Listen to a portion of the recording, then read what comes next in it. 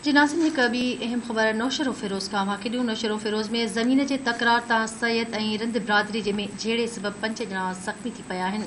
ॻोठ महमूद शाह में ज़मीन जे तकरार तां सैयद ऐं रिंद बिरादरी जे माण्हुनि में झेड़े दौरान धुरनि पारां हिक ॿिए ते कोडर ऐं कुहाड़ियुनि सां हमिलो कयो वियो आहे।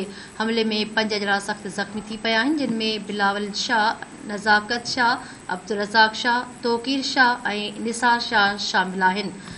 के आगाह कयूं पिया। नौशरो फ़िरोज़ में ज़मीन जे तकरार तां सैयद ऐं रिंद बिरादरी में झेड़े सबबि 5 ॼणा सख़्त ज़ख़्मी थी पिया आहिनि। ॻोठ महमूद शाह में ज़मीन जे तकरार तां सैयद ऐं रिंद बिरादरी जे माण्हुनि में झेड़े दौरान धुरनि पारां हिक ॿिए ते कोडुरनि ऐं कुहाड़ियुनि सां हमिलो कयो वियो आहे। हमले में 5 ॼणा सख़्त ज़ख़्मी थी पिया आहिनि, जिन में बिलावल शाह, नज़ाकत शाह, अब्दुल रज़ाक शाह ऐं तौक़ीर शाह, निसार शाह शामिल आहिनि। नौशरो फ़िरोज़ खां वाक़िअ आगाह करे रहिया आहियूं। नौशरो फ़िरोज़ में ज़मीन जे तकरार तां सैयद ऐं रिंद बिरादरी में झेड़े सबबि 5 ॼणा ज़ख़्मी थी पिया आहिनि।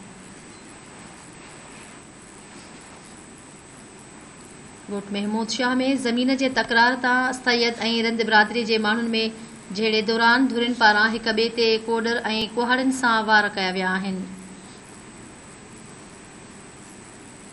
हमले में 5 ॼणा सख़्त ज़ख़्मी थी पिया आहिनि, जिन में बिलावल शाह, नज़ाकत शाह, अब्दुल रज़ाक शाह, तौक़ीर शाह ऐं निसार शाह शामिल आहिनि।